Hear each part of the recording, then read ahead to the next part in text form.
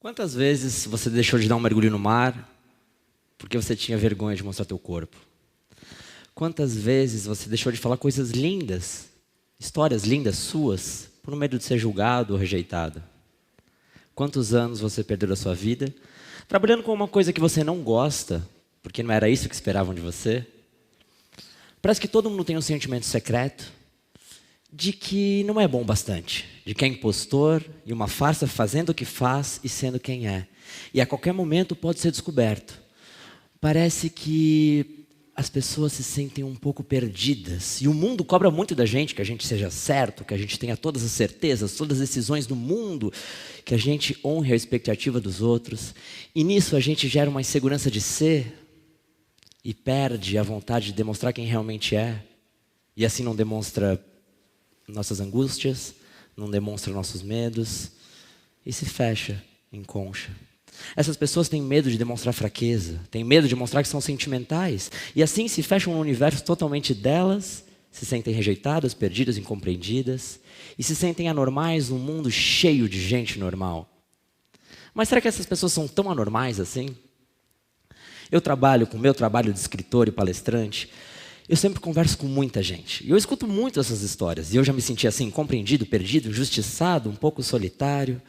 Mas será que se as pessoas se admitem ser assim? Será que a gente não é maioria, só que ninguém confessa? O pensamento é mais ou menos assim. Existe um jeito certo de agir e eu não ajo dessa forma. Então eu vou me camuflar.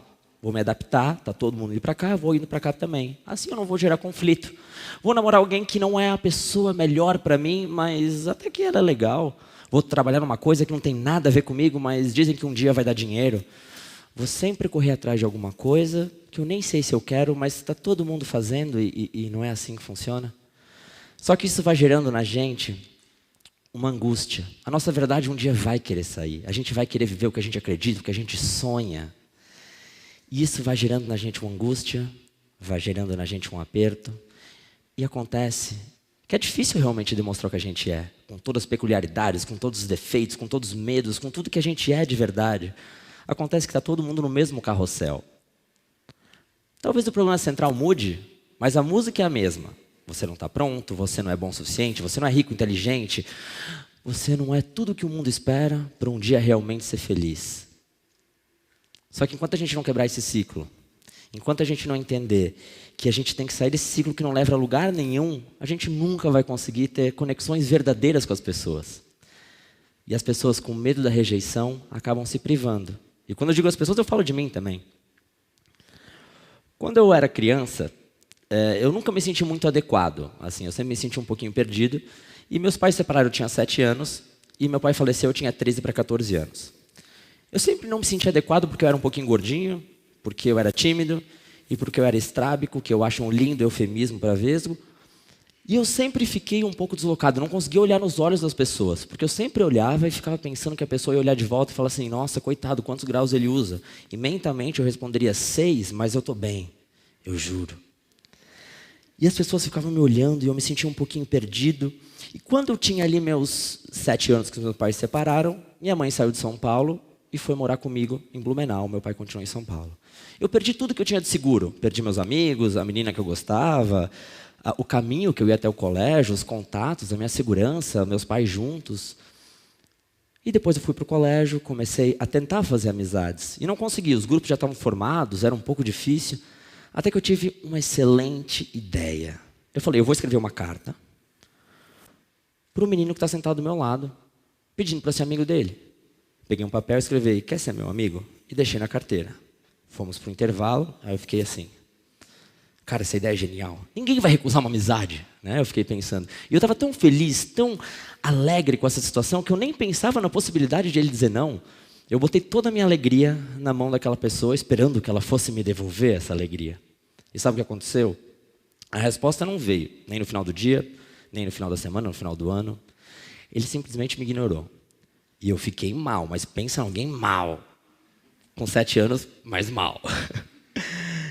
E eu triste naquela situação, além de me sentir inadequado, porque eu já me senti excluído, porque eu não tinha feito amizade, eu também estava me sentindo rejeitado. E aí eu percebi depois de um tempo que tem uma coisa pior do que a dor da rejeição. É o medo da rejeição. Quando a gente é rejeitado uma vez, a gente sente que tudo pode acontecer de novo. A gente generaliza esse trauma e fala assim, a pessoa me rejeitou, então eu vou me proteger para isso não acontecer de novo. Porque eu não quero que se repita essa rejeição. E aí a gente tem duas maneiras de fazer isso. Uma estratégia da concha e a estratégia do camaleão. A estratégia da concha é quando a gente se oculta dentro de uma concha para se proteger do mundo. Só que quando a gente se oculta do mundo, a gente oculta nossas melhores partes também. Esse é o tipo de pessoa que provavelmente não vai se relacionar muito, não vai dar muita opinião, vai ficar sempre quietinho no canto, falando assim eu não preciso ter conflito com ninguém, eu não vou me relacionar, eu não vou viver grandes alegrias, mas eu também não vou ver grandes decepções. Então a pessoa está ali protegida. Já no camaleão você tende a se adaptar. Você se adapta ao que está acontecendo. Como eu disse, está todo mundo indo para lá, vamos para lá. Vou me pasteurizar, vou me colocar na normalidade para não enfrentar conflitos de eu sou diferente de todo mundo. Então, se meu irmão faz assim e todo mundo gosta dele, acho que eu vou ser um pouco parecido com ele. Esse é o tipo de pessoa que provavelmente vai se relacionar com alguém que os pais gostariam, que vai ter uma faculdade que todo mundo diz que era legal e não vai conseguir viver a verdade que tem dentro dela. E não vivendo a verdade dentro dela, cada vez mais segue em angústia, segue frustrado e segue apertado consigo mesmo. A palavra vulnerabilidade vem de vulnus, que é de ferida.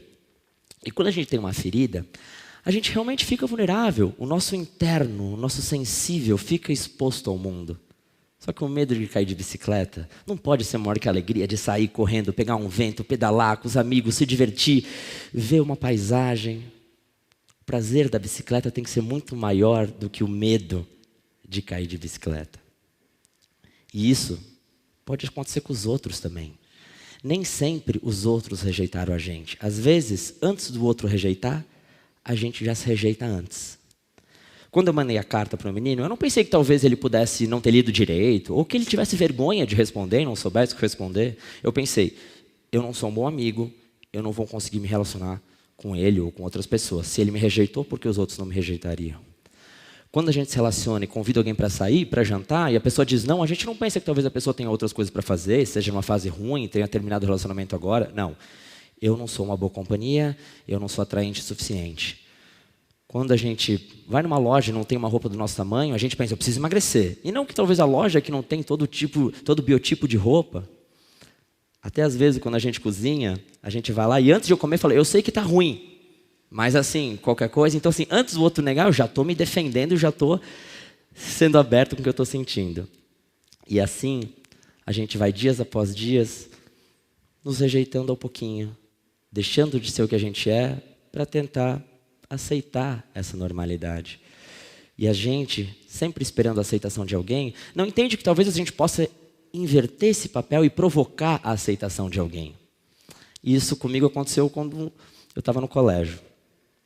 Eu estava com uns 13 para 14 anos, essa época que meu pai tinha falecido, e eu estava bem triste com a situação, estava meio perdido. Eu falei, não tenho um pai para conversar, não tenho muito amigo, quem eu sou nesse universo? E eu falei, eu preciso tentar fazer outras amizades e perder um pouco dessa timidez. Eu ia caminhando todo dia até o colégio e eu atravessava numa ponte. Tinha um riozinho, eu atravessava com a minha mochilinha todo dia, ia ao colégio, ia e voltava. E um dia eu pensei e me propus um silencioso desafio. E eu pensei assim, todo dia que eu for para o colégio, uma vez por dia, eu vou sorrir para alguém na ponte. E vou ver o que acontece. Só isso, vou lá, sorrio para a pessoa, vou embora e acabou. No começo eu não conseguia. Eu sorria para a pessoa, eu sentia que ela ficava meio assim, eu também, eu olhava para baixo e tal. Ficava com vergonha. Tem várias vezes que eu nem consegui sorrir para a pessoa. Eu ia até lá, não sorria para ninguém e falava, preciso voltar e sorrir. Aí eu voltava até a ponte, ficava indo 2, 3 vezes até conseguir sorrir para alguém. Depois de um tempo, sorrindo e me provocando dessa forma, eu percebi que as pessoas estavam começando a sorrir de volta.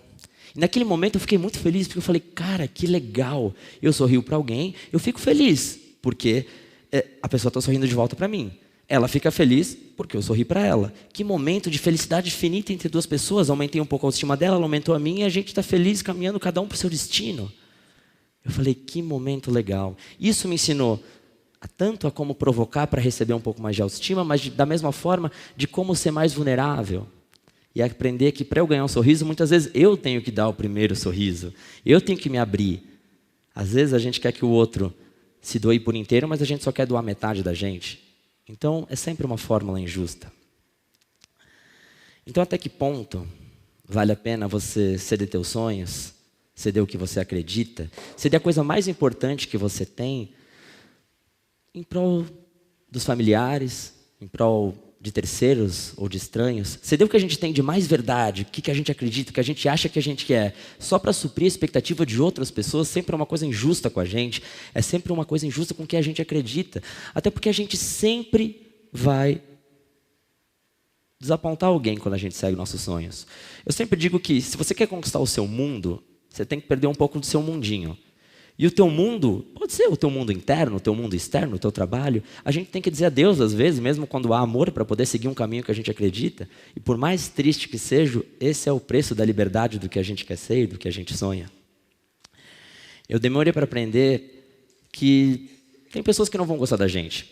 E tudo bem. Talvez as pessoas não admitam que a gente é, critiquem, achem a gente isso ou aquilo. E já que a gente não tem como se defender, não tem como se proteger disso, por que a gente não se expõe e mostra quem a gente é? Sai da concha, tira a armadura e realmente entende que para a gente ter conexões profundas com todo mundo, a gente tem que se abrir. Porque o que protege a gente do exterior é a mesma coisa que impossibilita a gente de acessar ele. Então, se a gente não se abrir e for sincero com o que a gente sente, qual é o sentido dessa vida? A gente guarda tanta coisa, se tem uma coisa que a gente não pode guardar é afeto. A gente tem que falar o que a gente sente no momento que a gente está vivendo, dividir que a gente está amando, que é verdadeiro, que aquilo é uma coisa especial. Não dá para viver no depois o amor, ou o sentimento, ou o que você sente que você é. As pessoas muitas vezes não sabem, mas o que realmente conecta as pessoas são as imperfeições e não as perfeições. Eu demonstrar que eu estou triste, que eu estou feliz, eu posso me conectar com você. Nesse momento, falando contigo, com vocês, me abrindo, alguém pode identificar isso, gera uma conexão verdadeira. E isso é o mais bonito da vida, uma possibilidade de encontro, né? Encontrar quem a gente ama, o que a gente gosta de fazer. Então, no meio de tudo isso, a gente tem que entender que a gente não é perfeito e a gente não precisa ser perfeito para ser feliz. E entender que o autoconhecimento é a única maneira para você ter uma autoaceitação. Quando você se aceita, o mundo te aceita. E assim, a vida vai seguindo. Realmente, dá medo de se abrir, dá medo de ser o que a gente é muitas vezes. Mas no fundo, quando tudo isso apertar, a gente tem que fazer uma pergunta. As pessoas que você mais ama, por acaso, são perfeitas? Obrigado.